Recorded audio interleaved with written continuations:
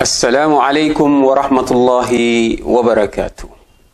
Chers frères et sœurs, c'est toujours avec un immense plaisir que je viens partager avec vous sur la plateforme Lumière Islamique de l'institution islamique sociale sur un nouveau sujet autour de la place du Coran dans la vie du musulman.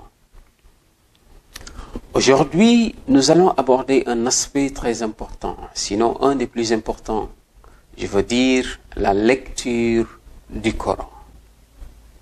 Et la question est de savoir comment lire le Coran sublime. Le Coran sublime est le livre saint de l'islam qui aborde différentes questions relatives à l'humanité, nous fournissant des conseils et des enseignements. Cependant, il est essentiel d'observer certaines règles appropriées lorsque nous le prenons et lorsque nous le lisons. Lorsque nous nous apprêtons à lire le Coran, nous devons être en état de pureté majeure et en état d'ablution ainsi que ce procédé avant de nous approcher du Saint-Coran et avant de le tenir dans nos mains. Également, nous devons nous assurer que nos vêtements, que notre corps, que l'endroit où nous voulons faire la lecture soit pur. Également, nous devons avoir l'intention sincère de se dévouer uniquement à Allah. Lorsque nous commençons à lire le Coran, il convient de rechercher la protection et le refuge auprès d'Allah le Très-Haut contre Satan le maudit.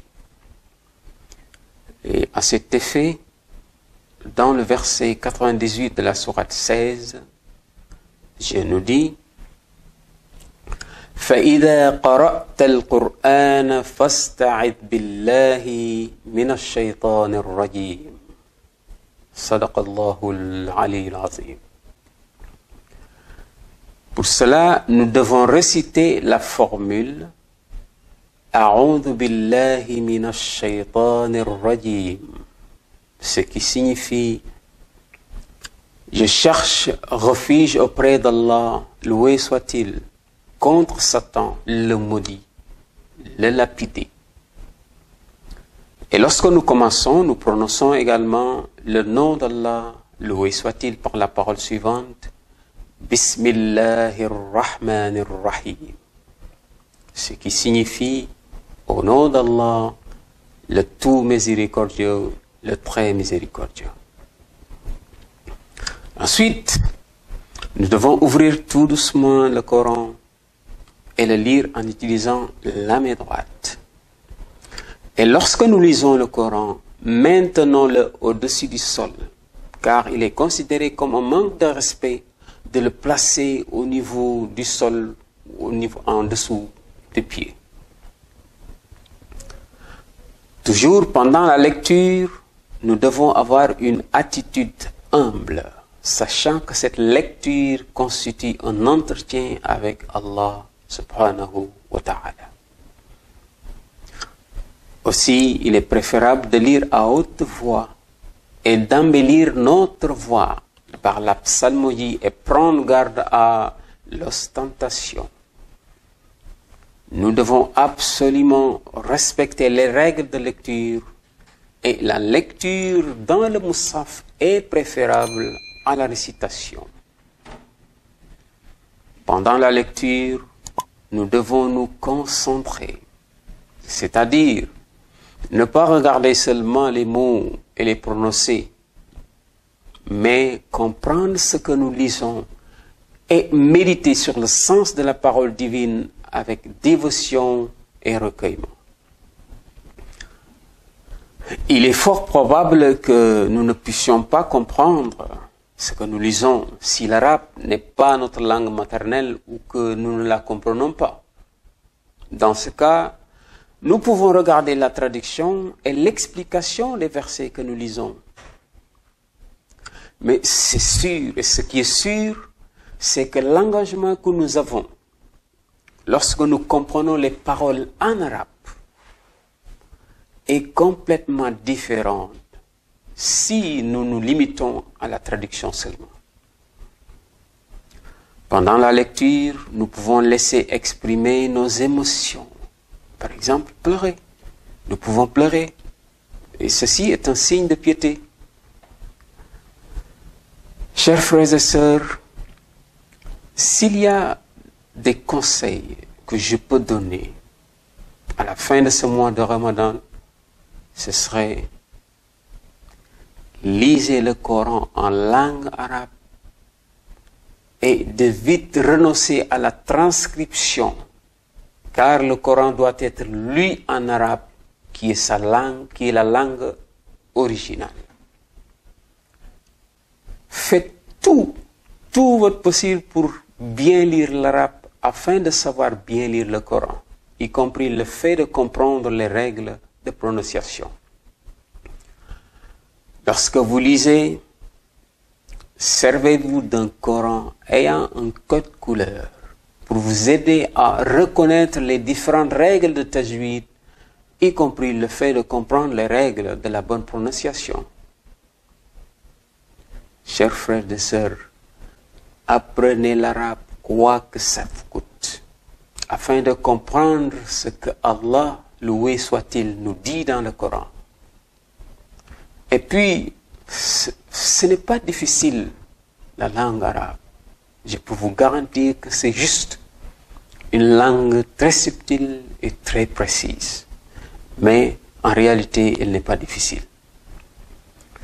Lorsque vous comprenez ce que vous lisez, alors là, vous méditez profondément sur ce que vous comprenez de ce que vous avez lu. Chers frères et sœurs, s'il y a une chose sur laquelle je devais attirer votre attention, ce serait celle-ci. Le Coran témoignera le jour du jugement dernier contre celui qui l'a rejeté, contre celui qui ne l'a pas écouté et contre celui qui ne l'a pas lu. Et si je devais vous encourager, je rappellerai simplement quelques mérites de la lecture du Coran qui ont été rapportés dans des hadiths. La lecture du Coran nous permettra d'accéder au paradis. Mieux encore, sa récitation nous fera accéder au plus haut degré selon le nombre ou la quantité de versets que l'on connaît. Aussi, nous pouvons devenir les amis privilégiés et les élus de notre Seigneur par la lecture du Coran. Qu'espérer de mieux, chers frères et sœurs? Par ailleurs, lorsque nous étudions le Coran et lorsque nous l'enseignons, nous faisons partie des meilleurs des hommes. Quel merveilleux mérite! Également, par ailleurs, lorsque nous étudions le Coran et lorsque nous l'enseignons, nous faisons partie des meilleurs des hommes. Enfin, la lecture du Coran nous apporte une récompense, même si nous le lisons avec difficulté. À ce sujet, il a été rapporté un hadith qui dit que le messager de Dieu a dit: celui qui récite le Coran avec habileté sera avec les anges scriptes purs et nobles. Et celui qui récite le Coran avec difficulté aura deux récompenses. Chers frères et sœurs, quelle meilleure récompense que celle de notre Seigneur, Seigneur des cieux et de la terre. Lisons le Coran pendant que nous le pouvons encore, le faire, et profitons encore et encore de ce mois sacré pour lire la parole divine. Qu'Allah nous facilite la lecture et l'apprentissage du Saint-Coran. Puisse-t-il nous accorder sa récompense en ce mois béni de Ramadan. Assalamu alaikum wa rahmatullahi wa barakatuh.